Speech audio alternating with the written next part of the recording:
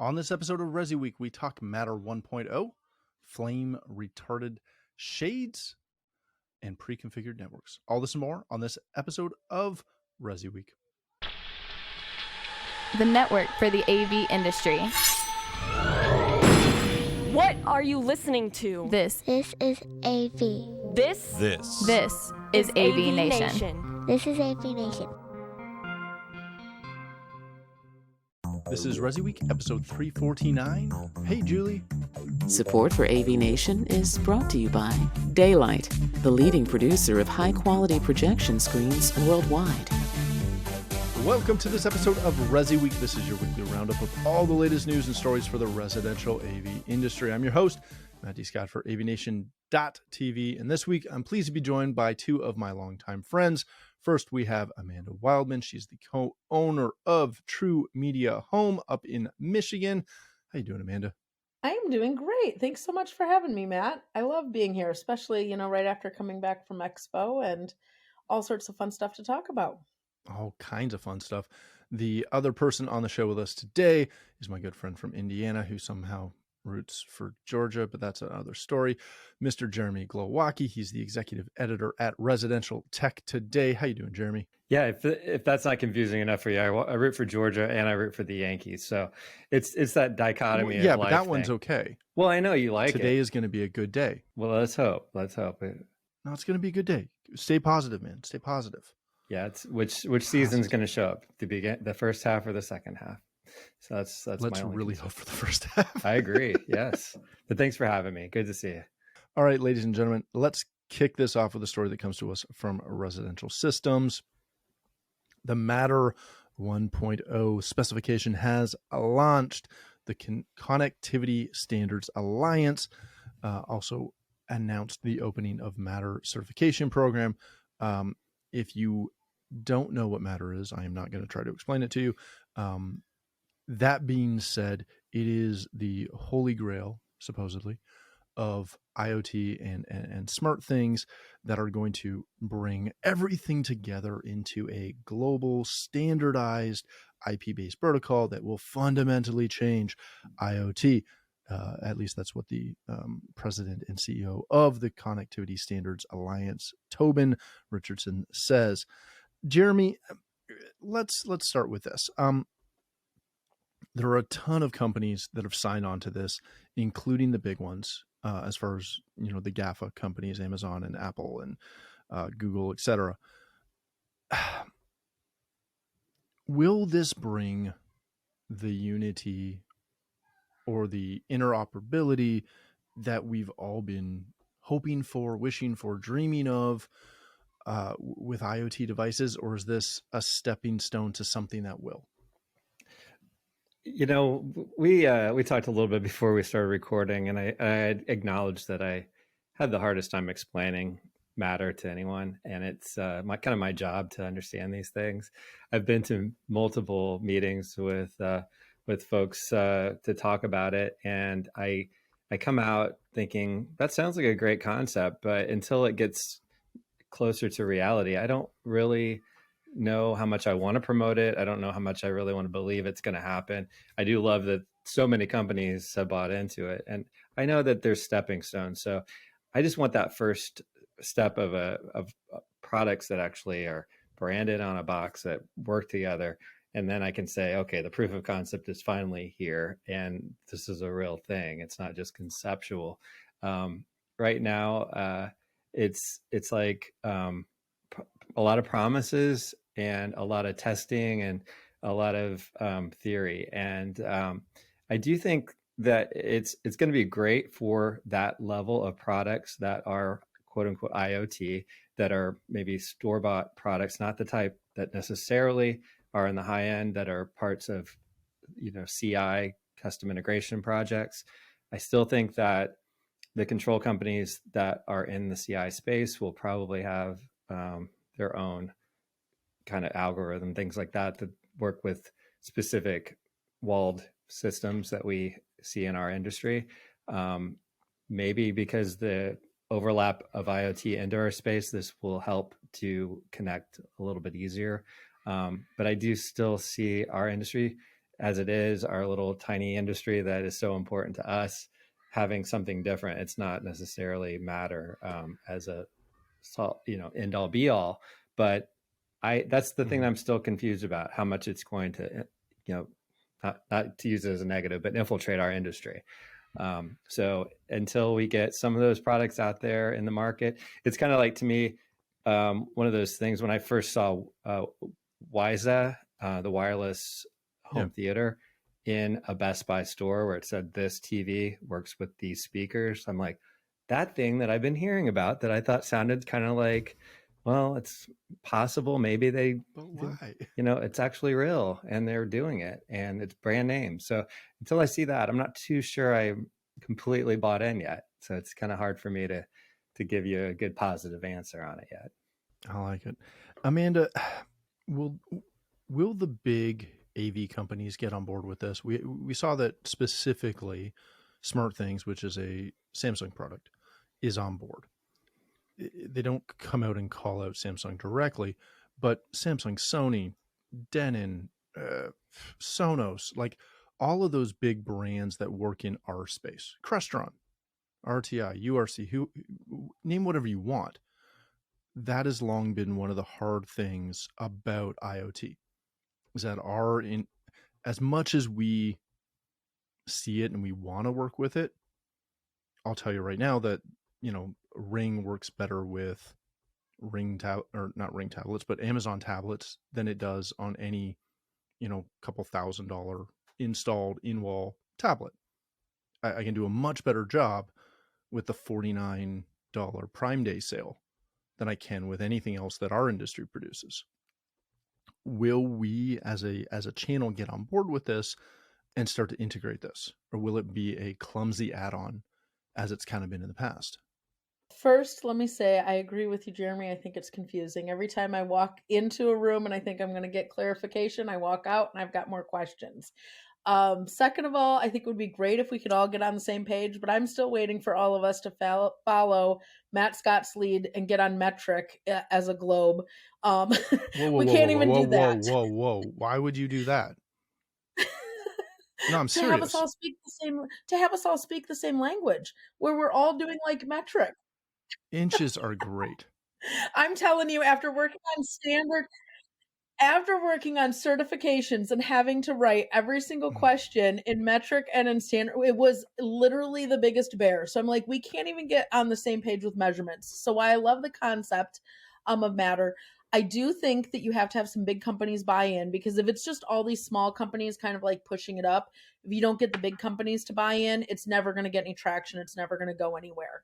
But as far as our channel goes, I don't think it's going to be maybe a leading decision maker in it. I think that some of our products in our channel, like you mentioned, like say Crestron and Control 4, they're going to have to deal, right? Like kind of like how now they have to deal sometimes when you get that client that wants to have the Alexa in the house instead of the Josh or whatever. It's maybe not as streamlined. It's maybe not as pretty. It's maybe a little bit clunkier. I think we're going to start seeing our companies or our, manufacturer partners have to address it. But I don't think it's going to be something leading in the forefront. A lot of the projects that we still work on, clients are looking for that custom curated. They aren't looking for that IoT out of the box thing. Just make it work, make it all speak the same language. That's why they're hiring us. Yeah, that's a good point. All right, let's change topics for a second. This comes to us from CE Pro and our friend Jason Knott. Massachusetts bans certain shades due to toxic chemicals. Mass has identified 11 toxic chemicals that are being used as flame retardant in motorized shades and has banned them. Not only have they banned them, and this might be the bigger part, you can face a penalty of up to $100 per shade, up to $50,000 for selling and installing the now banned fabrics. This has gone into effect Jan 1, but it's really just starting to gain some headway now. Amanda, when you see this,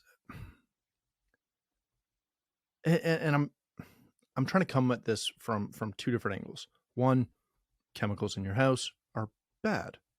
We shouldn't have to discuss this. We go on and on and on about low VOC paints and everything else. Outside of doing stage work where flame retardant products are normal, and buying kids sleepers, and they have the little thingy that says this is flame retardant. Like, well, awesome. The sheets aren't, but cool. I've never once thought about selling a shade and going, oh, is this flame retardant? Or buying a shade, or buying drapes, or literally anything like this. I've never looked at fabrics for a couch or a sofa and wondered if it's flame retardant. Again, outside of an environment that requires flame retardant. We do this in hospitals, and in some corporate environments. Have you ever looked, I know you're a big shade seller, have you ever looked at a fabric and gone, I better make sure it's a flame retardant one? I absolutely have not. So until this came up, but what I found interesting is I was like, I mean, it kind of stands to reason, like you don't want the flame retardant on the window, which is where you're going to try to go out in case of a fire. Like, I kind of think it would actually be safer to have something flame retardant out around my exit, area to get out. Like, I never thought about it before, right? And I think, in all honesty, and I don't know exactly where this came from, but it kind of reminds me of one of those things where maybe somebody this is why advocacy is so important, right? Is that it almost feels like somebody got into the ear of some Congress people or, some government officials there in Massachusetts, and they just really were all about, the chemicals in a house and things like that, and banning as many as they possibly could without thinking through all of the process. And this kind of happened by default. Oh, by the way, these shades now also have this in it. Because you know how sometimes like government makes up rules, right? And then it's because somebody pushed it or because somebody had an agenda on it or whatever, and they make these rules and these regulations, but they don't necessarily think through like what the entire process is, and we weren't even part of the conversation. I've never ever had somebody say something about flame retardant. I have had people, especially now when we're talking health and wellness in a home, people are very much more conscientious of what chemicals are on their fabrics, what chemicals are in their house, as we're creating and building houses that are more airtight, right? And more energy efficient. These people wear denim and running shoes. I don't want to hear it. I get it. I mean, they're still eating fast food and donuts, right? But like, there's this selling feature. Like, it is this health and wellness craze, like, right? When people are like, oh, well, I'm building this house, and then they can tout all of these things, like, yes, I'm using like, low EOV, whatever, all of these kind of things. And I have fewer chemicals in my house, and I'm using only natural rags or cloths, right? Where you don't use any of these chemical cleaners. Like, you haven't been in these moms groups, Matt, right? Like, I mean, they have not a lot of extra time to do on their hands. I'm well aware. I have the same clients. Yes, but it ends up being kind of one of those things, right? Where everyone's like, okay, well, now I'm on this health and wellness kick. It's just like January 1st when everybody joins the gym and everybody's at the gym at the beginning. So now we're talking health and wellness in a home. So we're trying to get rid of as many chemicals as possible. So we're looking at every single thing that possibly has chemicals, and shades just happen to be one of them. And so it's okay, let's ban that. Let's get rid of that and let's move on. Without replacement. The interesting thing about this is where it's actually taking place. And Amanda, when we were in, like, not California. No. But listen, when we were at CEDIA, we went to the advocacy town hall, and there was our friend Darren Riemann, who has been leading the charge for CEDIA members forever now, to protect against lawsuit or litigation or I guess legislation, that could adversely affect what low voltage integrators do. And if you recall, that whole government affairs committee really was started by someone we've already kind of almost referenced in our first conversation, Mitchell Klein, who is based in Massachusetts. And one of the early low voltage threats was from the electrical contractors in Massachusetts. You see a lot of legislation in California and Massachusetts. They're both leading indicator kind of states when it comes to government regulation. And this one kind of came out of nowhere for me. I wouldn't have any idea this was a thing, but I believe it's sort of like how asbestos became, a target especially in commercial buildings, but also in old apartments and residences. And it's, I guess, when you have certain compounds that are in a living space and you're there for extended periods of time, they could create issues in your body. So this seems to be from that. Again, I agree. I would have no idea that this was an issue with window shades or any window coverings. Do you think this is going to limit dealers or integrators selling shades? Or do you think it's going to be just one of those things where if you work in mass, you'll see the notification? Granted, I saw it. I was in my Lutron back end the other day, speccing a shade, and it was popping up, showing me which fabrics can't be sold in mass. Now, again, typically, we're not going to put a fire retardant shade in where we don't need one, but do you think this will limit shade sales at all, or will it just be, no, you can't get that color, you got to get this color? Yeah, I think it'll limit what's being sold in Massachusetts. I'm curious to see how it spreads to other states, but it'd be good to know. I didn't have a chance to research that far into it to see what alternatives exist in product lines already. Did it seem like, from your perspective, that there were plenty of alternatives? Because it sounded like they were already reacting to pulling things that aren't appropriate. Yeah, there's. I mean, if I was an integrator in that area, I would literally make myself very familiar with which ones don't have the issue. And I literally would be campaigning to everybody. And because you're going to have that fear tactic. So even the people that already have shades from someplace else or already have other window coverings or from a designer or whatever the case may be, you could be right on the forefront, be like, oh, it's time to get those replaced, because people aren't going to do away with the convenience of having those shades and things like that. But you might get some clients that, hey, you know what, it's time to do the upgrade and let's get you in a different fabric. And I would be all about selling 10 times more shades right now and use it as an opportunity. Yeah, correct. You don't just have to be in mass. Just point it out, and depending where you are, you play it up however you want. Look at those crazies in mass. Look what they're doing. But you'd be safer. Or if you're in one of the other places, look what the good people of mass are doing. We should follow suit. You'd be fine. See, that's me bringing the country to get your country together. When I was at CEDIA, I had a conversation with someone on the manufacturing side, and they were talking about the low percentage of, I guess, dealers who are selling shades still to this day. And I keep thinking that lighting fixtures are the next wave, and that we've got to get a higher percentage of integrators selling lighting fixtures. It's just a great opportunity to get in early in a project. And the point was made, there's only in the teens percentage of dealers selling shades still. I don't know what that number was. I don't remember off the top of my head. I have to look deep into my notes, but there's such a great untapped potential for shades. I would hate to have it limited by something like this. And hopefully it's just a little blip and the manufacturers can adjust, and maybe they stop needing to provide that, seeing that it's more harm than good, what are the opportunities for being healthy versus that one random fire hazard. Well, and the interesting aspect of it too, though, is that, and I may be wrong in this, but I don't believe I am. This only applies for residential. I believe. I'm just trying to double check that.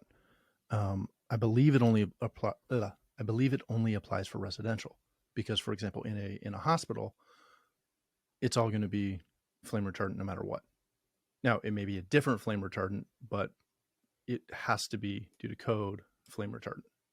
Right, if you got shades in a hospital, and in a vast variety of other situations. But yeah, it'll be very interesting to see how far and wide this spreads.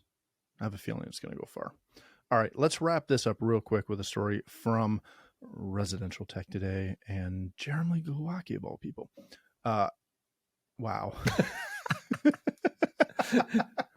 If you're not watching, he just rah-rah'd himself, which was great. Did he do the pat on the back too? Well, that's coming. Wait for his answer. Then he'll pat himself on the back. Access Networks adds pre-configured network systems. They've launched a new service deploying basic configuration services, essentially a pre-configured turnkey package for entry-level projects. Read through the article, you'll learn more about it. There's a great quote from Bryce on there, a good friend of the show. Jason, let me start with you on this. Did you just call me Jason? I did. Good I'm sorry, Lord, Jeremy. It's been a day. As I used to say when it used to be more relevant, as long as you don't call me Julie, I'm okay. So Julie, I think it's great that they're doing this, but I also think this should be standard. I think the standard package or the standard solution should be off the shelf, turnkey, ready to go. And then as you grow up, as you level up and get into bigger projects and bigger things, then it becomes more either a la carte or professionally configured or blank slate, so you can do whatever the heck you want. That's how every networking company outside of our industry does this. You go to Cisco, you're going to buy the generic crap off the shelf at Best Buy. It's pre-configured. You're going to buy entry-level Cisco, like small business Cisco. It's pre-configured. It's not until you get into the high-level products that it's, hey, you're the professional. Here's where we're going. Make this happen. Again, I applaud that they're doing this. I would like to see more companies do this as their standard. Am I wrong on that? I mean, you have a better perspective than I do as an integrator. I would say that that makes a lot of sense to me. I think that also you've got an industry that's evolving, and for a long time we were just sort of trying to make AV integrators into network professionals, and there's a learning curve there, and a lot of education going into it. And I think that integrators have always wanted to be the ones that can do everything when it gets down to, well, we're learning a new skill. We're going to learn how to do this thing. You don't need to do it for us. But obviously there's an efficiency aspect to having it turnkey by the company that is creating the product or bringing the pieces of the solution together, as it would be with Access, because it's not all of their equipment. Sometimes it's a Cisco piece or whatever, but they have the expertise. So why not let them build the package that works for that particular installation? And they were doing that on the high end, bigger projects, but now they're doing it for maybe not entry level, but a smaller type system. So yeah, it's probably bringing something from the enterprise space into the home space again that you would just come to expect on the enterprise side. But it's an evolving area of our industry, and maybe it's just catching up at this point. So good point from your perspective. I hadn't thought of it that way. I just think it's a great development. It was good to meet with Bryce at Cedia, and maybe this is one of those things that Snap One ownership kind of allowed that to finally happen. They weren't running as the small company anymore. They had more resources to make it happen, and it's just finally time to catch up. That's a good point. Amanda, what's the delta between off-the-shelf network solutions and specialized, and I know that they call this their basic configuration system, but we know that this is a significant upgrade to the systems that most integrators are putting in. What's the delta between those two? Because I hear it pushed all the time, to Jeremy's point, that we all need to be network engineers and all this other stuff. But I know that for most integrators and most clients, they'd be fine with an Aero system, just to throw the name out there, right? Like not everything needs to be enterprise, and people are going to shoot me for this, but not everything needs to be enterprise grade. I don't need turbo fans in a rack room running a 48 port PoE switch that's got 3 Apple TVs hanging off of it. What's the delta there? I think it depends on what type of integrator you are and what type of projects that you work on and how many projects you actually deploy. Like, I love this concept because a good chunk of my clientele are, for lack of a better term, probably more of like that basic, right? I mean, I get into some of those projects that are bigger, and then I'm going to spend a little bit more time in. But when you need to have something better, right, than like the Comcast or the Charter or the ISP coming in. But there's so many issues, like at least in my opinion, anytime I deploy or I dealt with a client will come in and they'll go, oh yeah, I've got all these Eero products. I want to use those in my house because I'm moving into my new house. And there's just issues sometimes with adaptability, with headache, with reliability, things like that. Like I love the fact that like when I work with my clients, they own their network, and it's not just something out of a box immediately, right? Like from, like an Eero kind of like thing where everyone can figure out how to hack into the admin. But I like the idea of out of the box. There's like a few things, right, that can be a little bit more robust. They can be a little bit, you're laughing so hard at me, Matt, catered. Because you're not wrong. Yeah, catered, like to our system. But I think it helps fill that void, because how many times like where a product itself doesn't work to its potential because it's a network issue and because someone's using maybe an off-the-shelf or an ISP thing. So a client doesn't have a good experience.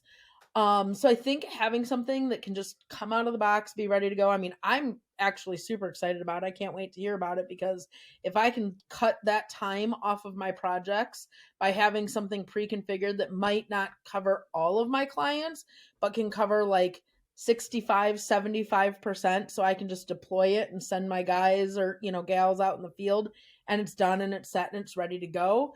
That makes me far more efficient in a lot of other things. And I'm not going to have those hiccups and those headaches. And if I can do it at a good price point, I don't have to talk to my clients about, oh, I want to bring over this Eero product, or, oh, I want to, try to use this thing that was already 5 years old, with all of this headache or whatever, because I don't want to spend the money on the network. And I think it's going to fix a lot of problems. I think the biggest thing that will be interesting to me is seeing people that use this product, how many fewer trouble calls do they have to other product manufacturers that have issues with the network? I think that will be one of the biggest things. I think that other manufacturers are going to see benefits from this, where they're going to have fewer service calls of something that boils back to, well, you're having an issue with your network. And so I think that will actually be exciting to be able to see. And maybe that's part of the reason that Snap One is doing it, right? So that they don't get other questions on other products that they're selling or that they're deploying. And they're going to say, hey, you know what? Out of the box, we're going to address these 10 things that every idiot out there configures wrong or whatever, that we're getting all these trouble tickets on. And it's just going to be ready out of the box to deploy and address that. So, yeah, that's a great point. All right, let's wrap it up there. Thank you both so much for joining us. Jeremy, if people want to connect with you, learn more about residential tech today, listen to your podcast, where can they do that? Best place to start is our website, restechtoday.com. And you can actually check out examples of the podcast there. This week, we've got two guests from Legrand AV, Charlie Dirk and Alex Weaver, talking about the stuff that's on their roadshow and at CEDIA Expo, which is kind of a great collection of the smart home and all the different categories that we talk about on this podcast. So you can subscribe there and also just kind of catch up, and maybe subscribe to the magazine. We come out digitally and in print. So love to have more people reading the magazine as well.